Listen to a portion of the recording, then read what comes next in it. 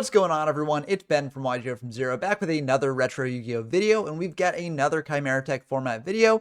I'm really enjoying this format a lot. It's really fun, and we're starting a tournament really soon for it, or we've already started by the time I release this video. It depends on when this goes up.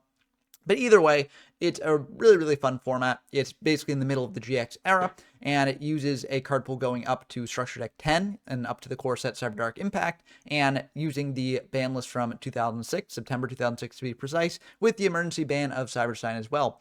It's a really fun time. There's a lot of cool decks running around, and the last of these sort of meta decks, in my opinion, in the format that I haven't shown off yet. And of course, meta is still sort of vaguely defined because we haven't really had any super big events for this format yet since the original Chimeratech format event that sparked it all, SJC Orlando, in January of 2007.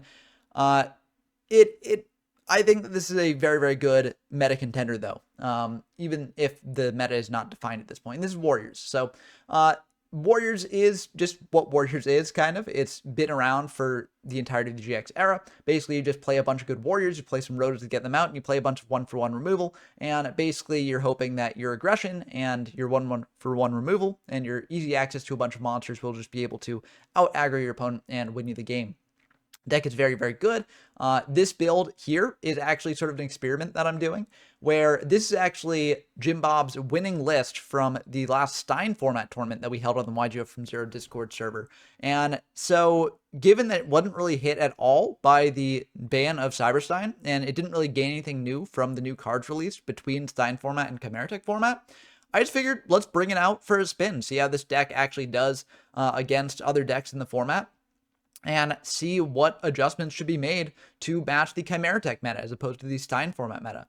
I'll tell you right now, I can see probably the Threatening Roar is probably not necessary in the Chimeratech version of the deck as opposed to the Stein format version of the deck. And Stein format definitely wasn't necessary because you have Cyber-Stein coming down, and that is a very scary card. But here, Chimeratech OTK, while it is still good, I don't think it's quite as threatening as the Cyber-Stein OTKs were.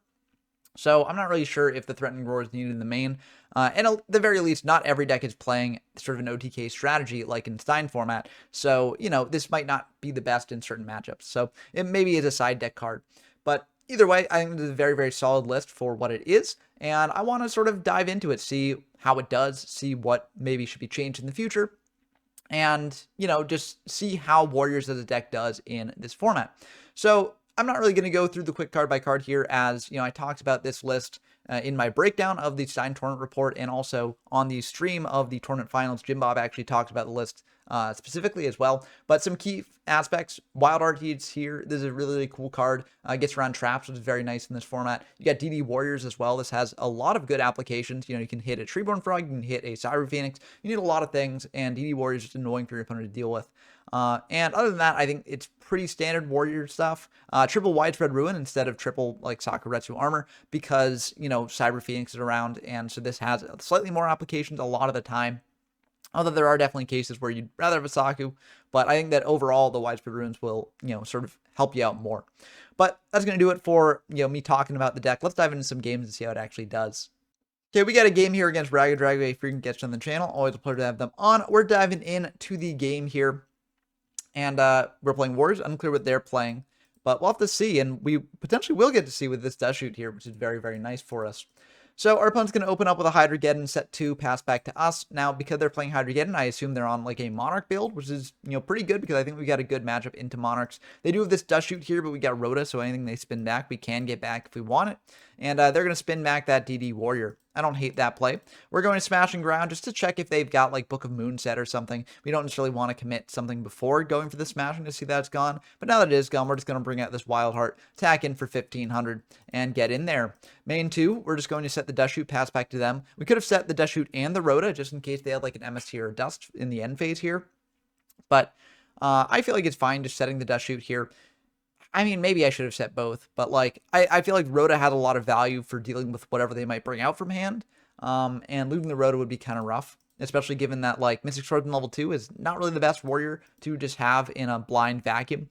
So we just set the Dust Shoot there, and we get to see that they've got a Zaborg, a Dark Condition of Chaos, a BrainCon, and an enemy controller. So yeah, we're setting back that Zaborg there because Zaborg plus BrainCon or Econ is really annoying for us. So I think of the other cards here, we're feeling pretty good about that.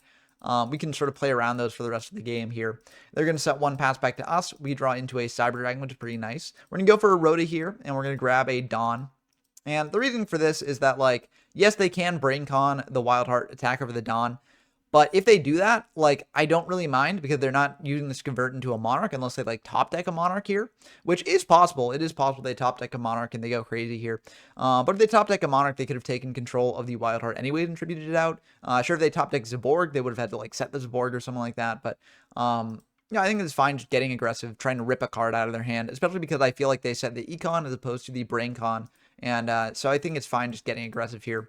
They're going to ring the Don Zalug. That's, we're perfectly fine with that because, again, now they can't do the Brain Con over the Dawn, and if they draw into a Zaborg, then Brain Con is sort of dead for them here. So we feel pretty good about that, and we're just going to attack in with that Wild Heart. No need to commit the Mystic Trojan level 2 because it doesn't actually get us anything here, really. And Smashing is also a really good thing. If they do manage to bring out a Monarch, we can use Smashing to pop it. We draw Breaker, which is pretty nice. We're going to summon that out. They book that down, which makes sense for them. And we're just going to try attacking in for 15. They're probably going to econ this. No, they're going to take it. Okay. I respect that, although now their Brain Con is, out of range. So, unfortunately, that will be the end of the game, I'm pretty sure. They're just going to set one, pass back to us. But, I mean, this should be all she wrote, probably. We're going to bring out a Sangan here, and they're going to switch the Wild Heart to defense with the Econ. We attack in for 1,000 plus 1,600, but they get Mirror Force. That's fine. We get a search off Sangan. We still got the Wild Heart. We got Sidro. We got Smashing. We got too much here, and they're just going to admit defeat. So we're going to go in to the second game here. Against Monarchs, we bring in some bottomlesses. We take out the Heavy Storm and the MST, I think, because they were playing some back row there, but in general, like with Treeborn and stuff around, they're generally not playing like too much back row, so I'm fine just taking out our heavy back row removal. We still have a Breaker because it's a good beater, but that'll be met with a TT there, and we're just going to set a Dust Shoot and a Bottomless, pass back to them. And they're going to draw. We're going to go for the Dust Shoot here, get a peek at what they're working with, and see they've got a Mirror Force, a Mobius, a Brain Con, a Smashing, a Moth, and a Zaborg there. I think of those, this is a bit tricky. But I think what we want to do here is we take the Moth, because Moth can actually, you can set them off and then tribute it off for a Monarch here. Of course, there are no spells in grave right now, and we could potentially keep them off spells. And also we could just attack in with Warrior to hit over that. So, maybe we should have taken a Monarch instead, but we've got Bottomless for those Monarchs, so I don't really care too much about them. I care more about Moth here, honestly. So we send back that Moth there. And they're just going to set one, pass back to us. We draw into a Saku here, which is pretty decent. We're just going to bring out a DD Warrior attack in for 12. And then we're just going to pass back to them. No need to commit a second back row into a Mobius. So we're just going to leave it at this. And then if they want to do Brain Con, which they are going to do, and then go into a Mobius, they're going to pop our set. We've got Bottomless for that, though, so we'll be able to clear that pretty easily. We draw Exiled here. And instead of attacking him with the Exile, we're just going to set a Saku, set a Call. They could have another Mobius, but they don't really have a good way to turn it on, I don't think. They're going to go for a Hydra again here, and we're just going to Saku that, might as well. And they're going to set one, pass back to us. We draw a Cyber-Dragon, which is pretty good there. We're just going to set a Mirror Force, pass back to them. And they're going to set one, pass back to us. We draw a Widespread Ruin, which is also pretty good. Just having more 1-for-1 removal is nice. We're going to bring in a Sidra here, and then we're going to summon out this Exiled Force, pop that Moth, attack in for 2,100 here. They do have the Mirror Force, but we got the Call to bring back that Sidra, and then go for another attack in there for 2,100 more. I'll drop them down to 3,900. We'll pass back to them, and they're going to go for Smashing on the Sidra. They're going to set one, pass back to us. We draw a DD Assailant, which is pretty good. We can bring that out, attack in to their set monster there, and hit a Treeborn Frog, but Treeborn Frog will not be able to come back with that other card there set. So we feel very good about this. We can just keep attacking in. I'm not really sure what that back row is, but I go for a Compy here just to take a peek at their hand. See, they've got a Mobius and a Zaborg, and I think of those, we probably want to send back the Mobius because we can deal with the Zaborg with our back row. So, I'm fine just saying the Mobius there instead. There's an argument to send the Zaborg because I can deal with the Mobius with the Assailant as well. But the Mobius represents potentially a 2-for-1 trade, whereas the DD Assailant and the Zaborg is kind of more 1-for-1. Or at least we're losing less resources for the one card, so I'm fine with that. We set a Bottomless here first. I'm trying to play around Morphing Jar, being a bit cheeky, I think, but, that wasn't really necessary, I think, in my side of things, but I don't know. I think it's fine to do. I think we're in such a good position that like we can afford to get a bit cheeky, but they're going to bring out a breaker. We go for bottomless there. We bring out a DD Warrior Lady here to attack in for 1500, and that will indeed go through. So be able to get in, drop them down to 700. We don't need to commit the widespread because we have another battle trap remover in the form Mirror Force. They've gone through their breaker already. They could have MST. That is something that's still around. But if they do MST our back row and then attack into the Warrior Lady, then like we're perfectly fine with that. So they're going to set one pass back to us. We draw a Smashing, which is pretty good. We're going to attack in to that set monster. It is a Spirit Reaper, and then we're going to smash that away just to keep our Warrior Lady around. And they're going to go for a Graceful Charity here. That can be really, really good for them. Drawing 3, pitching 2. They're going to pitch a Comfy and a Hydro. And they're going to set 2, pass back to us. We draw Smashing, and we make a bit of a misplay here. I'm trying to be cheeky, and I'm like, well, if it's a Morphing Jar, I should set this. But I do get punished for this because they will MST our set there. And it's just a Smashing. So if, you know, we had not done that, we would have been able to clear both their spies because we would have been able to activate Smashing here and pop the other one. We still have Mirror Force up, so, you know, it's not the worst thing in the world that we lost the Smashing that way. But I'm just going to banish anyways because now they can't really bring out their Zaborg in an easy fashion because they tribute out Zaborg. It has to pop itself, so they'd have to like tribute set the Zaborg, which is not good for them. And it looks like they're just going to pass back to us, so I feel very good about this. We can bring out a side right here and then summon out a Wild Heart, and that'll just be the end of the game. Their set was a Dust Shoot there, which was pretty dead against us after a certain point in time. So very, very good stuff for the Warrior deck. Of course, this wasn't the only game I got with the Warrior deck. I actually got a direct rematch against Rago Drago with this deck and that deck, so let's dive into that one now. Okay, we got the game against Rago Drago and B-Sox. That's me. The run back here. We're diving in to the game. We're going first. And because we win the rock, paper, scissors, and this is a really good hand. The Threatening Roar is unfortunate. You know, it is the first game of match 2, so we weren't able to side that out yet. I think we actually sided out that as well in the Monarch matchup for the bottomlesses, and also a knock, I'm pretty sure. But yeah, Graceful pitching the T-Roar and the Smashing. I've got another Smashing in hand, so I figured it's fine just to send the other Smashing. I'm just going to set a book pass back to them. I don't really need to commit into a Cyber Dragon, so I think this is perfectly fine. They go for a Hydro here. They're going to attack in for 16, and we'll just take it. We don't really need to book that down. They do have a Comfy here to take a card out of our hand. They're going to take the Sidra, which I think does make sense. And then they're going to set one pass back to us. We draw a TT here, which is pretty good. We're just going to Smashing the Hydro and then bring out a Elemental here, a Wild Heart here. Attack in for 15. They go for a call on the Hydrogeddon here, and we could potentially just, you know, hold the book in case they, you know, try and attack into the Wild Heart. We book down the Wild Heart and protect it. That doesn't really deal with the Hydrogeddon that well. So I decided to book the Hydrogeddon, just get aggressive on it, attack over it, and this also has the added benefit of leaving their Call the Haunted up. So if they do go into Treeborn Frog, they can't actually bring it back in the standby phase. Or, I mean, there are ways that they can clear the call, but not really any good, easy ways to do it. So we're going to set a TT pass back to them. They're going to go for a Sidra here. They go for a Hydrogeddon, and now I go for the TT. I could have also just TT'd on the Sidra, but I really did want to avoid the case where they brought out that Hydrogeddon. Unfortunately, they do have a pre-mat here to bring back the Hydrogeddon. So they are able to attack over the Wild Heart here. We'll take 100, and they will be able to bring out another Hydrogeddon from deck, attack in for 1600 more. We do have this Sasuke to clear the Hydras, so that's kind of nice. But it is a little bit awkward here because we don't really have any protection for what they've got. And if they do have a Monarch, then we are in kind of a bad spot. We attack over the Hydra that is not equipped with the pre-match, just in case we draw Spell and Trap removal to deal with the Hydra. They're just going to set one pass back to us. We draw Exiled, which is pretty good. We can clear up the board very nicely. But instead of going for the Exiled now, we're going to bring out this Mystic Swordsman level 2, get the value that way, and then attack over that Hydrogeddon. They don't have any more Hydrogeddons left in deck, so we don't really need to worry about them bringing out a Hydrogeddon and attacking over the Mystic Swordsman level 2. So I'm fine just leaving it here as a threat. They're just going to set 2, pass back to us. We draw a Ring of Destruction, which is very good. We're just going to get in for 2700, at least attempt to, and that will indeed go through. We're just going to set the ring, pass back to them. They are going to go for a Brain Con on our Sasuke. That is fine by us. They're going to attack in to the Mystic Sword in level 2. We'll take it. And then they're going to set one pass back to us. We could have rung the Grandmaster Sasuke if we wanted to, but I felt like it was fine just losing the Mystic Sword in level 2. We got Exiled Force in hand, so this should be pretty good. And if they had gone for a Monarch, we would have had game with the ring. So I felt like it was fine just waiting. And we've got Exiled Force here. We can attack in with the Sasuke and then ring it to end the game. Yeah, that was just another dead Dust Shoot. Oof, rough stuff. We're going to go into game 2. Again, siding in the bottomlesses is siding in the knock as well. I feel like that's good against this deck. And siding out like MSC, heavy, etc. They are going to go for a Comfy here, and they're going to rip out that Warrior Lady. That's unfortunate because that's our only Warrior. I mean, we do have a lot of Battle Traps here, and they're just going to set 2, pass back to us. We draw into a Ring here. We're going to set a Saku and a Widespread, pass back to them, and they're just going to pass back to us. So it seems like neither of us really has that much to do. We're just going to pass back to them, and they're going to set 1, pass back to us. We draw in an Assailant here. They've got Dust Shoot for that, so they're able to send back that Sidra, shovel it back into the deck. We're just going to bring out this Assailant and try and get in for 17. That will indeed go through. So dropping them down to 5,300. We set a Saku in a Ring, pass back to them. I figure if they heavy this board, they heavy this board, but it probably won't be that much of an issue there. They go for BrainCon on the Assailant. We go for Ring to try and pop the Assailant to prevent them from bringing out like a Mobius. But they've got Royal Decree.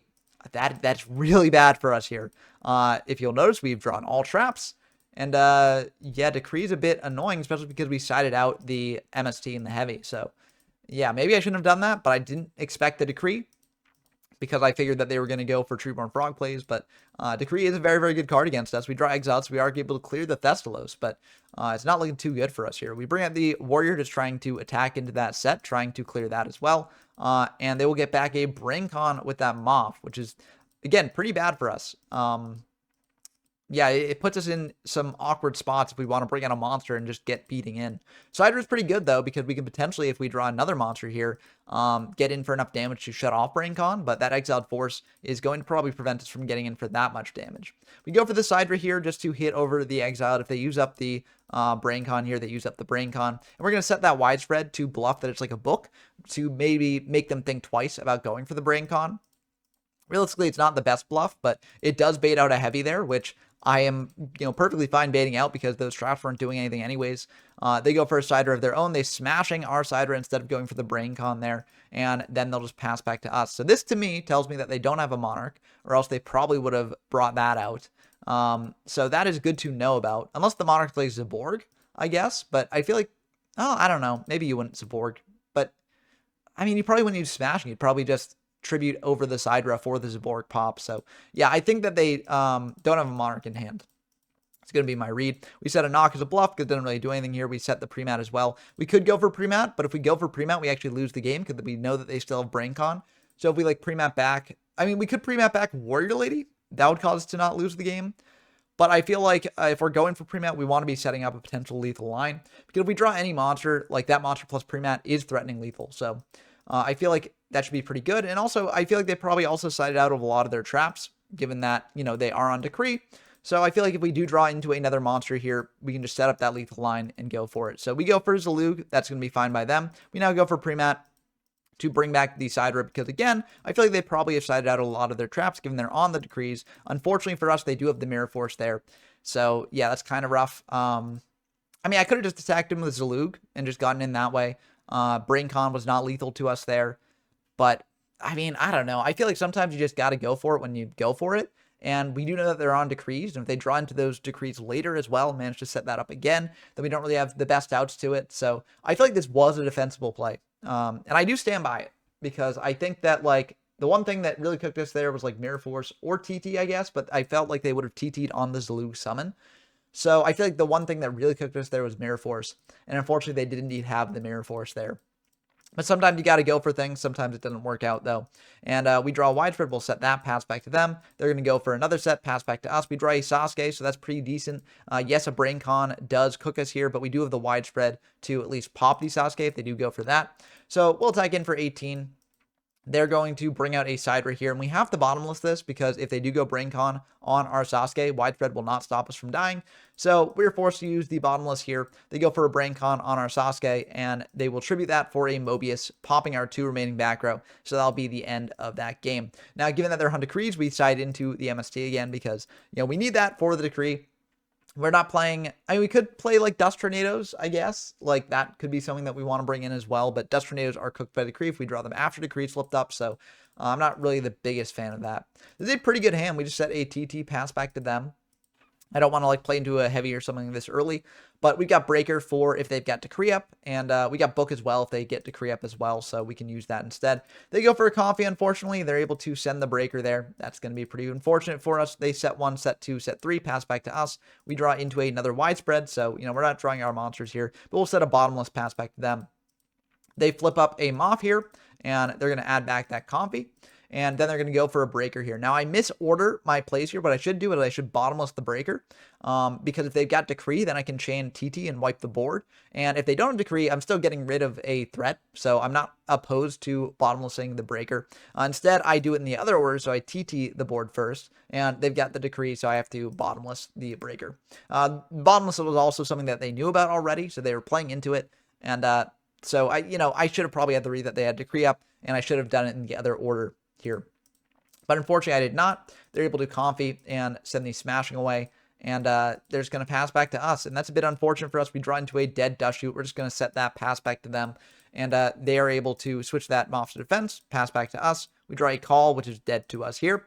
We're going to pass back to them. They're going to pass back to us. We draw into a Comfy of our own. So at least we can Comfy their hand and get a peek at what they're working with. And see that they've got a Premat, a TT, a Zaborg, and a Demok. I think of these, I do have to send the Premat because Premat can bring back either the monsters that I send. It can also get back a tribute fodder for a Monarch. So I feel like that is the best thing there.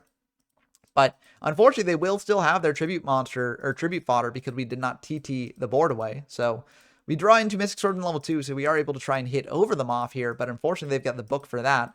And now if, we had done TT here and in the right order, they wouldn't have them off, and thus they might not have been able to bring out this Borg. Now, if we look at their hand here, we see that they did have a side dress. They would have been able to do it either way, but still, it sort of deprives them of something that they might not have had otherwise. So they do still go for Zaborg here, attack in for 24, and we draw into a Sidra, so we can clear that Zaborg. We will bring out that Sidra, use the book on the Zaborg, attack over the Zaborg. We could have booked last turn as well, just banking on the fact that I draw into a monster to hit over the Zaborg, but I feel like saving the book for when it can be used as removal is better, and it wasn't guaranteed removal.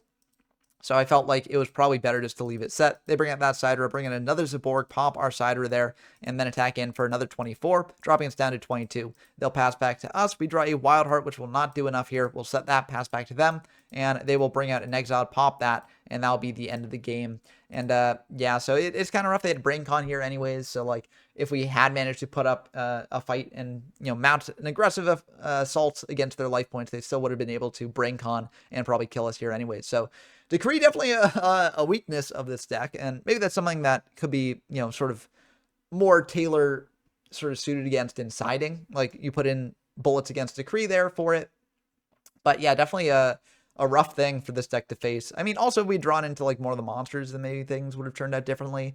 But it's Yu-Gi-Oh! That happens sometimes, and you just have to be aware of different flaws of the deck. So I'm glad that we were able to get this game showing off that sort of major flaw, and also just showing sort of what to potentially change in the future to potentially get around Decree, because I do think the side deck probably should be teched to have ways to out Decree. Okay, we got another game here against Atomic Purple, another frequent guest on the channel. We're diving into the games here. We got a pretty intense rock, paper, scissors to start out with, and unfortunately we do lose that RPS, but it's always fun when you have one like that. Anyways, our hand is pretty decent here. We got Sidra plus some other stuff, and they're just going to set one. So this is perfect for our Mystic Sword in level 2. We'll bring out the Sidra. We'll bring out the Mystic Sword in level 2, attack into that set with the Mystic Sword in level 2, attack in directly with the Sidra. And now we can just set this Mirror Force to protect the Mystic Sword in level 2. So now if they bring out a monster to attack, we got Mirror Force. If they set one, we got Mystic Sword in level 2. So we feel very good about this. They bring out a Howling Insect. So, okay, that's a bit interesting. Seems like they're on a bit of an insect deck. So very, very cool to see. We're just going to bring out this Sangan, attack the Sangan into the Howling Insect, because this does get us into an Exiled Force. An Exiled Force can pop the Howling Insect. Then we'll just set a call, pass back to them. They're going to go for another Howling Insect and attack, pass back to us. And we're just going to bring out this Exiled and pop that Howling Insect there. Now, we could potentially wait a turn and, potentially set Ring to deal with the other Howling Insect.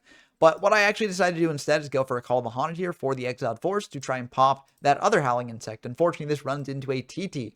So maybe I got too aggressive with that call, but I do like having the call just to go for this, because if we manage to do that, then we would be able to get really aggressive with the Sidra and the Mystic Sword in level 2 and still put them in a pretty bad spot, because we got Mirror Force, we got Ring, etc. Unfortunately, they do have the TT, so that will not go through quite as planned, but we still do have these Sidras, so we can bring in that Sidra, hit over their set, and just try and put some pressure on them. they're going to mill an MST there, so they add that MST to hand. I don't want to lose the Mirror Force, so I set this MST. I mean, this is pretty like clear bluff, I think. But you know, maybe they'll think that I'm playing mind games, that you know it's not actually a bluff, so like they should hit it, and they do indeed hit it. So I'm very happy to see that. We MST their back row, hitting a ring, so we do lose the side row, but they're down to 3,800. We get another side row in hand plus a ring, so I feel pretty good about this overall. We draw widespread room, which is pretty good too. We're gonna go for a side row here. We're gonna attack in to their set, and they will be able to bring out a Goki pawn off that. Very, very neat card. Lets them search insects from deck to hand, so that's kind of neat. We're just going to set this ring, pass back to them. They go for creature swap here. We're going to ring that Goki pawn, so now the creature swap will resolve with that effect. They don't have any cards on field. They go for Avarice here, so they're able to add back a bunch of insects to the deck and draw 2 cards. But I still feel pretty good about this overall. They haven't normal summoned or set yet, so they could still do that. They go for Coffee, though, so now they're down to 2,000. They're going to go for a side ray here. Tribute that for a Mobius. Oh, that is unfortunate. That's really rough for us because now we lose the Mirror Force, we lose the Sidra, and we don't have the best ways to actually deal with that. Now, I draw DD Warrior. I could set DD Warrior here, but knowing that they're on Monarchs now, I actually decided to just summon out the Warrior, attack in, and banish both. I mean, I could have just set it and just been like, if he has a board, you have his board, because I'm still taking 1,200 from this, so it's not the best. But I'm glad I did that because they set 2, pass back to us. We bring out another Warrior, just attack into their set, try and clear that. That will indeed clear it, and we just pass back to them. They pass back to us. We draw a Rhoda here, so we can go for Rhoda. There's a couple different options we can get for Rhoda. We could get a Wild Heart potentially, just to sort of fade away any trap that they might have. But I have the read that the card in their hand is a Sidra. It's either a Sidra or a Monarch. And if it's a Sidra, then we don't want to go for Wild Heart because then Sidra just clears the Wild Heart next turn. So what I want to do is I want to either go for a Dawn Talug or I want to go for something like a DD Warrior, DD Warrior Lady, or DD Assailant to potentially clear the Sidra or the Monarch. I figure of these options, the Dawn Talug is the best case scenario here because the only thing that punishes the Dawn here, as opposed to the DD Warriors or something like that, is if they've got Book of Moon. If they've got like a Battle Trap here, they will destroy whatever we bring out anyways, and they won't be able to bring out Sidra.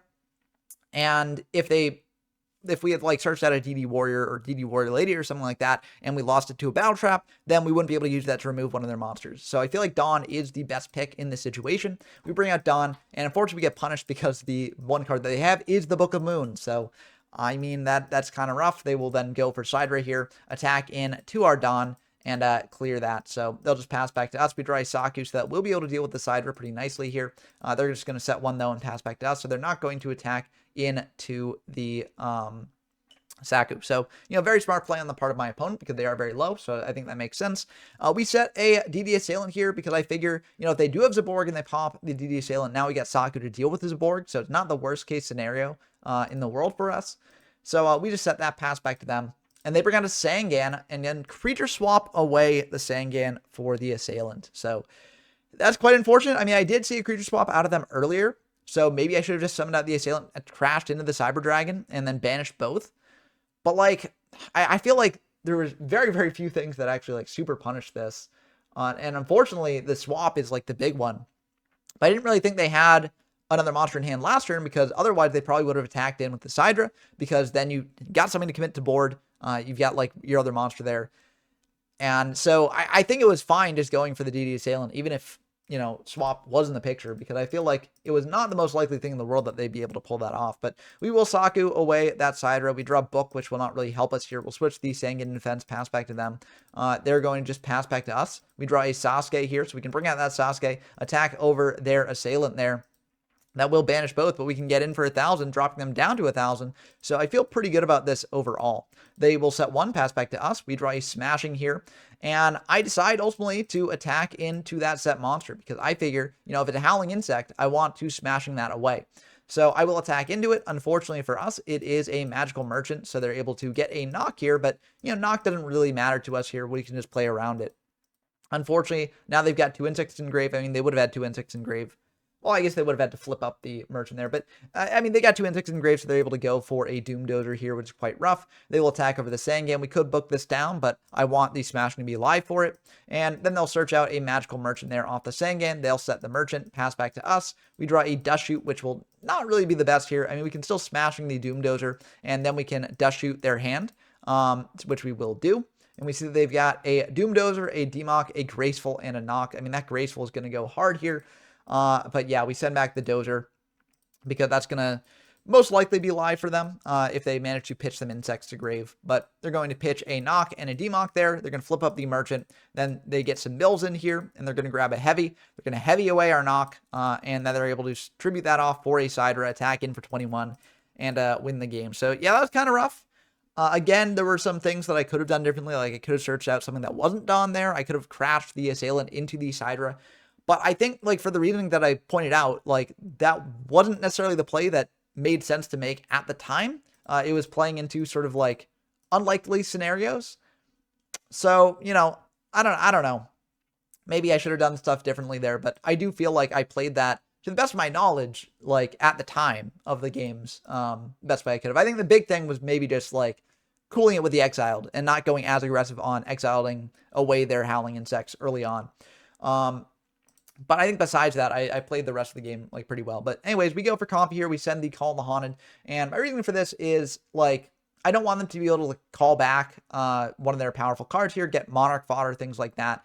Doomdozer, I can potentially keep them off of because I've got Warrior, Assailant, and DD Warrior Lady to deal with the Howling Insect. Well, Assailant to deal with Howling Insect, but Warrior Lady and Warrior both do. So I feel like that's fine to get rid of, and then Doomdozer's just dead in their hand. So I feel like this is ultimately fine. I also don't want to send Doomdozer as more insect setup for them in case they draw another Doomdozer. So I feel like we can potentially, you know, use the knowledge of their hand to lock them up a bit. And, you know, I just feel like setting the Call, which I think is the most flexible card that they have there for their deck, is the best option there. They're going to bring out a Reaper. That's very rough. That was the draw off the top, but they are able to attack in for 300 and rip a card out of our hand. And that's just going to be quite unfortunate. They send the Premat, which, like, at this point in the game, Premat is not the worst thing for us to lose. But, yeah, it is kind of rough that they were able to do that. But we're going to attack in to the Reaper there, banish that. Then we set a call here, or not a call, a widespread here, pass back to them. They're going to set another, pass back to us. We draw a Sangan here. So we're just going to bring in this Warrior Lady attack into the set, which we believe is the Howling Insect. And it is indeed the Howling Insect. We're able to banish that, pass back to them. And they're going to pass back to us. Now we're in a pretty good spot. Now we can go for a Sangan here, attack in for 1,000. I could have also gone for Wild Heart here. That also would have been fine. But I feel like Sangan is also a fine option here. Just plays, I mean, I don't know. Maybe I should have gone for the Wild Heart. But what I don't want them to do is, like, summon out, like, oh, I guess they summon out Howling Insect, Crash, and a Wild Heart. We've got widespread for that. So, yeah, I probably should have just gone for Wild Heart here instead. But I feel like having this Sangan on field in case they draw into, like, Sidra or something, which we can then use to sort of, like, get a search to deal with that Sidra or the Doomdozer or whatever, is pretty good. But now we go for a Wild Heart here, deal 2,500, pass back to them. And they're going to set one, pass back to us. We draw into another Wild Heart here. We're going to bring out a Mystic Swordsman level 2, attack in this way. And they've got a Mirror Force here, so that will deal with the Swordsman level 2 and the Sangan. But we can grab this Exiled Force here. Now, I could potentially hold off on attacking into the set, but what I don't want them to do is, like, tribute summon out of Mobius, pop our back row, which we have seen before. So I ultimately do decide to attack into it. It is a bit of a thinker, but I think it is right, given that they haven't really been doing much else besides just setting this. So, you know, if it's, like, Merchant and sets up Doomdozer, like, it is what it is, but we got Exiled to deal with the Doomdozer if that's the case. They're going to search out a Howling Insect there, we pass back to them. They're going to bring out a Sidra here. So they did have the Sidra that will potentially deal with the Wild Heart, but we got this Widespread Ruin to deal with that. They're then going to go for Last Will, bring out an Exiled Force that will deal with the Wild Heart there, and they're going to just set one, pass back to us. We draw into a Don Zalug, which is pretty good. We go for Sidra here, and then we go for Exile. Yes, this does set up Doomdozer, but this will drop them down to 1,500 life points, which is a very, very low life point total. So I figure, given all the 1-for-1 removal we play in this deck, I think we are somewhat likely to be able to pull off that 1,500 damage against them here, especially given that we've got a pretty high amount of life. So I'm not too concerned about, you know, getting OTK'd or something like that. They will mill an Exiled Force off the top of our deck. That's unfortunate. We kind of wanted that Exiled Force, but we do have this Widespread Ruin here. So Widespread Ruin will be able to deal with the Doomdozer there. We attack into the Moth. They will get back a Last Will, which can then bring out another monster after the Doomdozer is gone. So that's been unfortunate. They go for another Mobius, though. Ugh, that's so rough, the Mobius there. They've got the will to bring out a Howling Insect as well. And now they're able to attack over the Wild Heart and then get in directly with the Howling Insect to drop us down to 3,900. They're going to pass back to us. We draw a Cyber Dragon, which is pretty decent here. We can go for the Sidra. I could have also just summoned out Zalug attacked into the Howling Insect to rip a card out of their hand. But I feel like it is better to get the damage in right now because down to 600 life points is very, very low.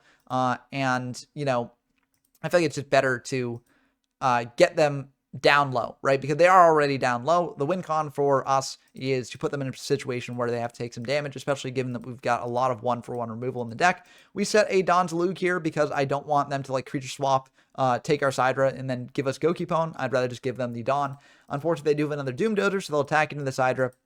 We lose a card off that. Then they'll attack into the Don. We lose that. They set one, pass back to us. We draw Call. Call is not the best here. It can still keep us alive, but it's not really the best thing to keep us alive here. We go for Call on the Sidra, and we need to do this. That's the only monster in our graveyard that actually prevents us from dying this turn. We take 300 from that, and then 2,800 from the Doom Dozer. That'll mill another card to the graveyard, milling a Smashing Ground, and Sacrifice to Armor is not quite going to do it, so unfortunately, we do just lose the game to this. They've got another Mobius on top of it, and that'll just be the end of the game. So rough stuff here. Again, I think we played this like largely pretty well.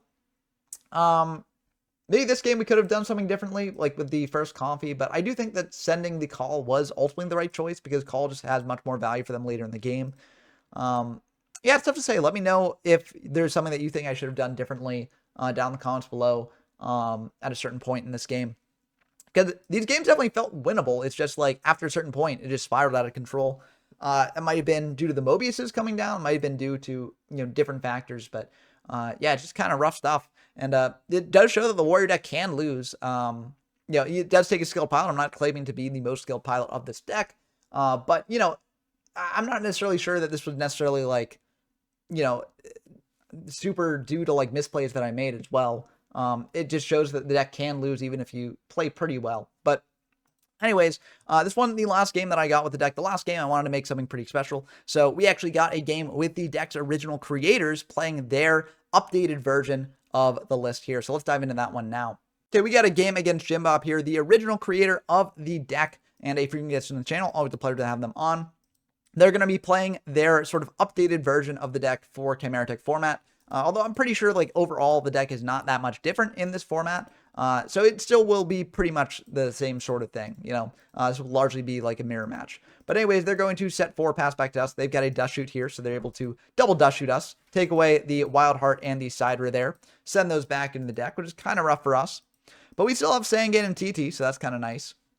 So what we'll do here is we'll set Sangan, set the Dust Shoot, set the TT, pass back to them.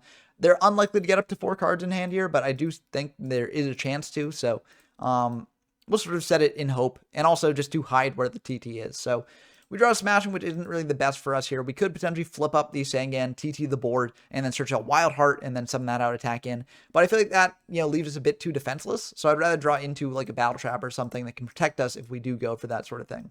I go for a Rhoda here, grabbing a Mystic Swordsman level 2 to deal with their set monster. This will bait out some response here. And we're going to think about exactly what to do because we might want to keep the Sangan set to potentially trigger a TT out of nowhere. But instead, we're just going to flip it up to attack in, just try and get in some damage here. And they got Widespread Ruin, which will hit the Sangan. So this is one of those cases where like, Widespread does kind of come back to bite you a little bit. And then they'll still ring the Mystic Swordman level 2. So that means that that will go to grave there. So they're going to, or we're going to search out a Wild Heart here. And they're going to flip up a DD Warrior as well. The Warrior will attack in for 12, and then they'll just pass back to us. We draw into a Comfy here, and we'll bring out this Don Zalug, smash away the DD Warrior, and attack in 14, trying to rip a card out of hand. Luckily, that will go through, and we'll be able to potentially rip something out of hand. Now, I could have also not done this. I could have potentially set the Don, I could have set the Wild Heart, etc., and left them with 3 cards in hand, so that way next turn they'd go up to 4, and then we've got the Dust Shoot here. However, they know about the Dust Shoot. So I figure that like they might have like a quick play spell that they want to use or something like that. Or just like that they've got some way to get around this, like maybe a Dust Tornado for the Dust Shoot, although they wouldn't know which one's the Dust Shoot and which one's the TT. So I figured it's just better to get aggressive and go for this like this. I also do have another Comfy, which I do want to take a peek at their hand and take out the best card of. So just in case they've got like a spell or something to deal with the Zalug, I want to get rid of that. But I rip out a Smashing Ground there, and then we go for a Comfy, and see they've just got a Sidra and a Ninja Grandmaster Sasuke. So they didn't really have a good way to play around the Dust Shoot here. So, maybe I shouldn't have done this, but I felt like it was still worth doing. just to get sort of super aggressive with ripping apart their hand. And yes, the Death Shoot is dead, but like ultimately I think we're still in a better spot because in terms of live cards, we've got 3 live cards. I mean, they also have 3 live cards, but they don't know which one is which of our back row there. And the Dawn does threaten to get in for more rips next turn. They're going to go for a Sasuke there. We will TT that away. They're going to set 1. We draw a ring. We're going to bring out this Wild Heart attack in for 15. And then we're just going to set a ring, pass back to them. They are going to activate a Rhoda, so that we'll be able to get them out a monster here. They're going to go for an Assailant, and they'll attack in with the Assailant, but that does meet our ring. So ring will pop the Assailant here, dealing 1,700 each. And then they go for a Smashing on our Wild Heart, pass back to us. We draw another Assailant. We can bring that out, try and attack in for 17. That will indeed go, or no, it will not. It'll run into a Mirror Force. So we lose the Assailant there. They bring out a Mystic Sword in level 2. We got Mystic Sword in level 2 beats here, I guess. That's going to attack in for 9. They pass back to us. We draw a Widespread, which will be able to deal with the Mystic Sword in level 2. They go for Rhoda, though, and they get out a Wild Heart. So this is one of the instances where Widespread Ruin can actually come back to bite you because we can't Widespread because I'll attempt to pop the Wild Heart, but it will not be able to. So this is actually lethal damage, whereas a Sakuretsu Armor would make it not lethal damage. Now, we were probably still losing that either way because, you know, we play a lot of traps in the deck, and, you know, against Wild Heart that doesn't do anything. But it's still important to note with the Saku there. But anyways, we are going to be diving into game 2. For game 2, I take out things like the Dust Shoot because it's a bit less good. I take out, I think, a Mystic Sword in level 2. I bring in double Dust Tornado. I bring in double Bottomless as well. Let's see, what's the 4th card that I bring out? I might bring out 1 Widespread here as well, just because it doesn't really play well with Wild Heart, but that might be incorrect. But anyways, I'm just going to open up by setting an MST here. I like the cards in our hand, and the only way that they can really punish this is by like a Wild Heart. But if they, or not a Wild Heart, Donzalug. But if they do Donzalug, then like, you know, we got the crack back no matter what they hit. So I'm ultimately okay with taking that risk. And unfortunately, they do have the Donzalug there, so they're able to attack in for 14 and rip a card out of our hand. So that's kind of rough. They will rip the Wild Heart, which is, you know, I mean, it's okay. We got Rhoda to search out another Wild Heart if we want to.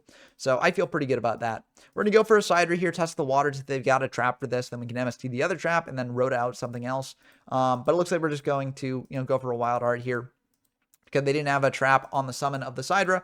So I feel like they don't have TT.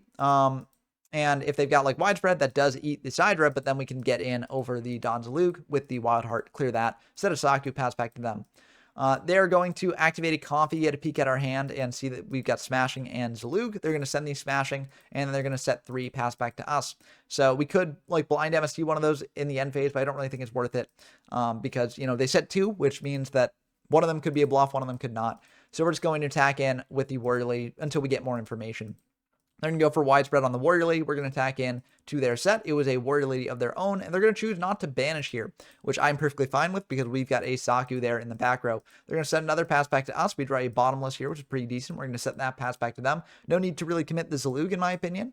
They're going to go for Breaker. We've got the Bottomless for that, and they're going to pass back to us. We draw a Sangan here. I do feel good about setting the Sangan because if they attack him with Warrior Lady, we got Saku for that.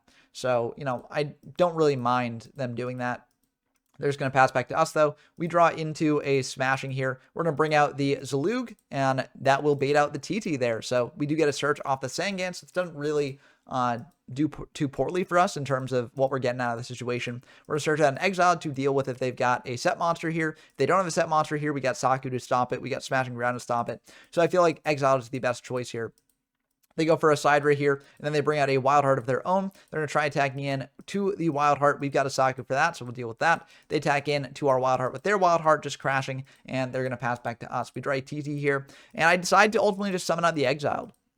This is a bit of a risky play. If they just draw a monster to hit over it, that's kind of rough. But we've got Smashing, we've got TT, so it's not the worst thing in the world. They're going to set 1, pass back to us. We draw a Widespread, so we're just going to hit in for 1,000 here and get cracking in. We set a Widespread. They activate a Dust, popping that Widespread. And then they're going to set another one, pass back to us. We draw an Assailant here. And we got to sort of decide whether to commit the Assailant. I choose not to. They have done TT already, but they have not gone through Mirror Force. And in addition, like, I kind of want to just keep putting pressure on this with the Exiled there because, I don't know, I could have potentially done this. I could have potentially done this since TT is gone. But I don't want to play into Mirror Force, I guess. And I still don't know which of these cards would be Mirror Force. But we set the Smashing as a bluff, and that gets met with an MST there. They set another pass back to us. We draw a Graceful. So we're going to go for the Graceful, draw 3, pitch 2. And we're going to think about exactly what to pitch. We're going to pitch a Sasuke and a Dust Tornado. And then we're just going to attack in for 1,000 because I like Widespread to protect the exiled. And I like keeping around the assailant for just being a beater there. And that does bait out the Widespread. So they're finally going to go for a Battle Trap here, which is pretty good, which is kind of why we were just sort of running at the exiled repeatedly, trying to hit into things. I could have maybe kept the Dust instead of the Widespread because with the Dust in the MST, I could then clear both their back row there, and I've got TT to protect against if they bring out something else. But I choose not to do that, and I could potentially get really punished here for not doing that. They're going to bring out a Wild Heart, and Widespread's dead against Wild Heart. Torrential's dead against Wild Heart, so we're in a bit of a tough spot. So they're going to attack in 15, pass back to us. In the end phase, we're just going to go for MST on one of these back row. I go for the older one because I feel like that probably is something that they've been holding, like a Battle Trap, like Widespread, which they held since the very beginning of the game to stop the exile there. So I feel like if it is a dead card in the back row, it's probably more likely to be a Battle Trap here. And it was a Bottomless, so that's really, relatively similar. I draw into an assailant, or I draw into the Bottomless, which won't help against the Wild Heart. And I do feel like I have to clear the Wild Heart somehow, so I am just going to bring out this assailant and try and attack into the Wild Heart, saying that, that last card, it's a bluff. It's not going to do anything here. And it was indeed correct. So I set into a Bottomless here. They go for a call, bring back the Sidra, and that's kind of rough because it does play around the Bottomless here in the TT, but we do still have this Widespread to stop the Sidra there. They attack in to the assailant. We will Widespread that, and they will just set one pass back to us. We draw into a Saku here, so we can attack in for 17, drop them down to 500, or at least attempt to. Well, actually, this will drop them down to 500, so we drop them down to 500, pass back to them. I don't really need to set the Saku into a potential Heavy Storm. If they top deck Heavy Storm, then, we've got the Saku for follow-up. If they don't, then we've got either of these cards to deal with what they bring out. They're going to set one pass back to us. We draw a Sidra, which won't help here.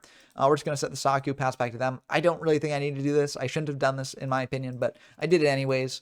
And luckily, it didn't actually end up mattering here too much. We bring out a DD Warrior, attack in for 12. That will get met with a Dust Tornado. So this is the last card. Yep, just a dead smashing round. And that's going to be the end of the game. So very, very good stuff in that game, too. Very, very intense back and forth.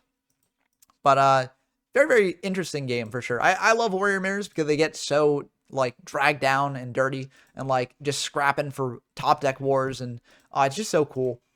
But that was a pretty good one. This is a great opening hand.